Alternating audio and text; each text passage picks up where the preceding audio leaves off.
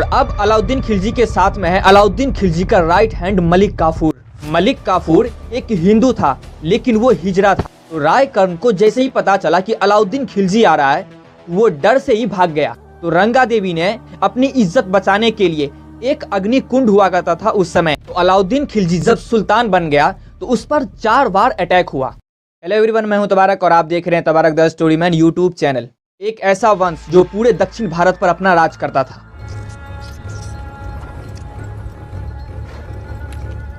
1290 से 1320 ईस्वी खिलजी वंश की स्थापना 1290 ईस्वी में जलालुद्दीन फिरोज खिलजी ने किया था। और जलालुद्दीन फिरोज खिलजी के समय अब्दुल्ला खान के नेतृत्व में, जो जलालुद्दीन फिरोज खिलजी का सेनापति था, 1292 ईस्वी में सबसे पहला मंगोल आक्रमण हुआ।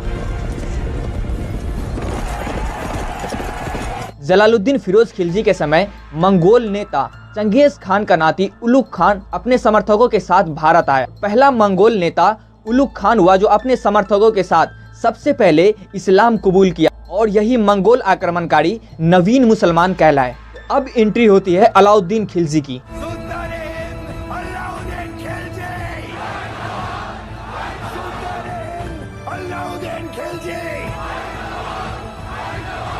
अलाउद्दीन खिलजी का शासन 1296 से 1316 ईस्वी तक रहा। अलाउद्दीन खिलजी जलालुद्दीन फिरोज खिलजी का भतीजा था और जलालुद्दीन फिरोज खिलजी का सारा काम अलाउद्दीन खिलजी किया करता था। अलाउद्दीन खिलजी इतना पावरफुल और इतना शातिर दिमाग का था कि वो किसी भी राज को बड़ी आसानी से जीत लेता था। इसी तरह से वक्त बीतता गया और फिर एक दिन जलालुद्दीन फिरोज खिलजी ने अपनी बेटी का विवाह अलाउद्दीन के साथ करा दिया। अलाउद्दीन खिलजी के माता पिता का निधन बचपन में ही हो गया था, जिस वजह से अलाउद्दीन खिलजी का पालन पोषण उसका चाचा जलालुद्दीन फिरोज खिलजी किया करता था।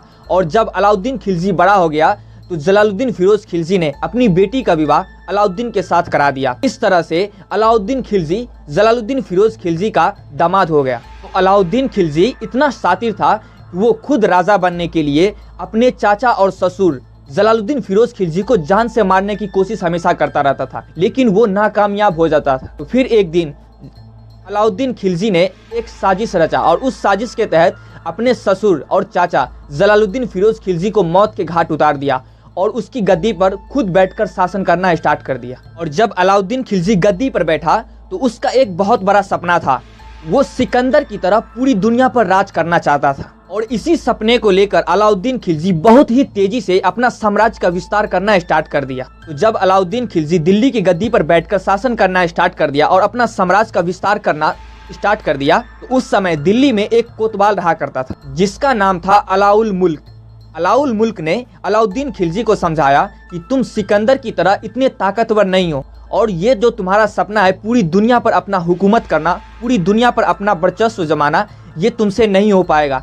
इसलिए जितना तुम्हारे साम्राज्य के अंदर आता है उतने पर शासन करो। तो उसको समझाने के बाद अलाउद्दीन खिलजी के दिमाग में ये बात बहुत ही अच्छे से बैठ गई। तो उस सपने को छोड़कर अलाउद्दीन खिलजी ने अपने नाम का एक टाइटल बनाया और उस टाइटल का नाम रखा सिकंदर ए शाहनी, यानी द्वितीय सिकंदर। उसने सोचा कि मैं सिकंदर नहीं बन सकता लेकिन सिकंदर बनने का मेरा सपना है, तो कुछ ऐसा किया जाए कि मैं सिकंदर नहीं भी रहूं तो फिर भी लोग मुझे द्वितीय सिकंदर के नाम से जाने। और आज इतिहास में अलाउद्दीन खिलजी को सब द्वितीय सिकंदर के नाम से जानते हैं। तो अलाउद्दीन खिलजी जब सुल्तान बन गया तो उस पर 4 बार अटैक हुआ और सबसे पहला अटैक चंगेज खान का नाती उलुग खान, जो नवीन मुसलमान कहलाए थे, उन्होंने किया और उसने धन लूटने के उद्देश्य से अलाउद्दीन खिलजी पर पहला आक्रमण किया। और दूसरा अटैक अलाउद्दीन खिलजी पर अलाउद्दीन खिलजी का भाई मोहम्मद का बेटा उत्का खान ने किया। तीसरा अटैक अलाउद्दीन खिलजी पर उसके 2 भांजे थे, एक का नाम था मलिक उमर जो बदायूं का सूबेदार था और दूसरा मंगू खान जो अवध का सूबेदार था।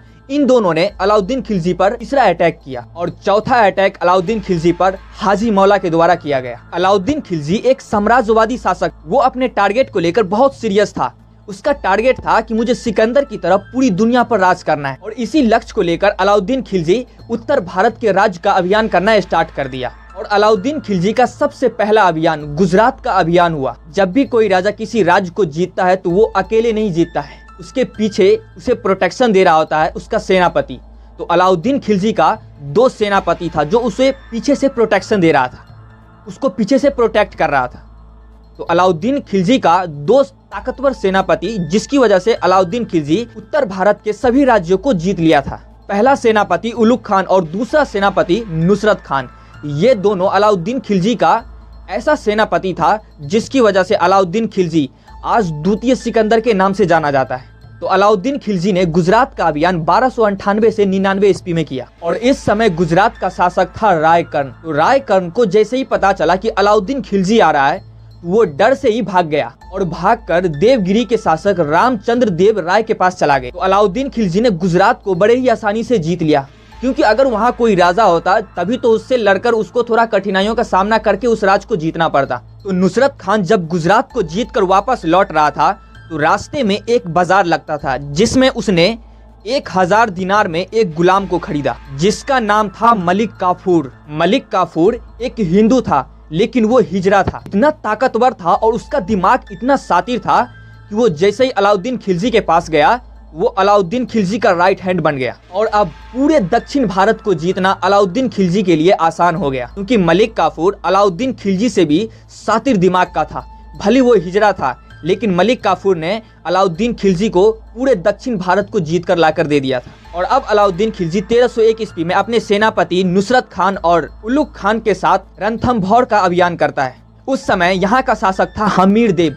तो हमीर देव को अलाउद्दीन खिलजी ने कहा कि तुम अपने राज्य को हमारे हवाले कर दो, हमारी अधीनता को स्वीकार करके तुम अपने राज्य को हमारे हवाले कर दो, हम तुम्हारी जान बख्श देंगे।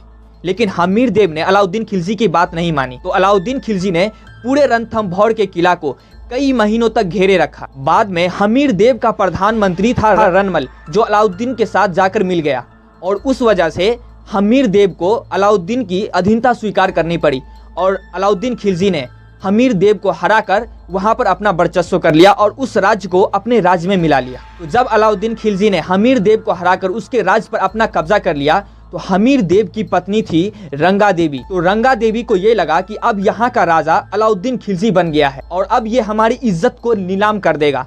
तो रंगा देवी ने अपनी इज्जत बचाने के लिए एक अग्नि कुंड हुआ करता था उस समय, कि जब भी कोई स्त्री को, कोई महिला को ये लगे कि हमारी इज्जत को खतरा है, तो वो अपने पूरे परिवार के समेत उस अग्नि कुंड में कूद जाती थी। तो रंगा देवी ने अलाउद्दीन खिलजी से बचने के लिए उसी अग्नि कुंड में छलांग लगा दिया और उसमें जलकर अपनी इज्जत को बचाने के लिए अपनी जान दे दी। इसके बाद अलाउद्दीन खिलजी ने चित्तौड़ का अभियान 1303 ईस्वी में खुद किया और उस समय अलाउद्दीन खिलजी के साथ अमीर खुसरो भी था और चित्तौड़ का राजा था राणा रतन सिंह। तो राणा रतन सिंह को जब अलाउद्दीन खिलजी के बारे में पता चला, तो राणा रतन सिंह समझदार था, उसने सोचा कि भाई जान जाने से अच्छा है कि इनको राज्य चाहिए तो राज्य दे दो, क्योंकि अलाउद्दीन खिलजी से जीतना इम्पॉसिबल था। तो राणा रतन सिंह ने अपना दिमाग लगाया और अपनी जान बचाने के लिए उन्होंने बिना लड़े अपने राज्य को अलाउद्दीन खिलजी के समक्ष दे दिया। और अब एंट्री होती है मलिक काफूर की। विंध्याचल पर्वत को पार करके दक्षिण भारतीय राज्यों का अभियान करने वाला दिल्ली सल्तनत का पहला शासक था अलाउद्दीन खिलजी। और अब अलाउद्दीन खिलजी के साथ में है अलाउद्दीन खिलजी का राइट हैंड मलिक काफूर। जंग के उसूलों के खिलाफ है, सुल्तान की जीत के लिए सब जायज है। और मलिक काफूर का पहला अभियान देवगिरी का अभियान 1307 से 8 ईस्वी में हुआ और देवगिरी को मलिक काफूर ने जीतकर अलाउद्दीन खिलजी को दे दिया। और इसके बाद वारंगल का अभियान किया 1309 ईस्वी में और इस राज को जीतकर भी उन्होंने अलाउद्दीन खिलजी को दे दिया। अलाउद्दीन खिलजी के समय मंगोल आक्रमण ने भारत पर 6 बार आक्रमण किया। पहला मंगोल आक्रमण हुआ 1297 ईस्वी में, जिसे अलाउद्दीन खिलजी का सेनापति उलुग खान ने दबा दिया। दूसरा मंगोल आक्रमण 1298 ईस्वी में, जिसे अलाउद्दीन खिलजी का सेनापति जफर खान ने दबा दिया। तीसरा मंगोल आक्रमण 1299 ईस्वी में, जिसमें जफर खान मारा गया। तीसरा मंगोल आक्रमण 1303 ईस्वी में हुआ, जिसे अलाउद्दीन खिलजी का सेनापति मलिक काफूर ने दबा दिया। फिर चौथा मंगोल आक्रमण 1305 ईस्वी में अलाउद्दीन खिलजी का सेनापति मलिक काफूर ने इसे भी दबा दिया। और छठा मंगोल आक्रमण 1306 ईस्वी में हुआ और इस आक्रमण को भी मलिक काफूर ने बड़ी आसानी से दबा दिया। और जैसा कि सब राजा अपनी अपनी एक निशानी बनाकर जाता है, तो अलाउद्दीन खिलजी ने भी 1000 खंबा का महल बनाया, सीरी का किला बनाया और अलाई दरवाजा का निर्माण अलाउद्दीन खिलजी ने ही किया है। तो इस तरह से अलाउद्दीन खिलजी का खेल एक दिन होता है समाप्त। तो उम्मीद है कि ये बात आपको समझ में आएगी। तब तक के लिए इतना ही, फिर मिलते हैं अगली वीडियो में।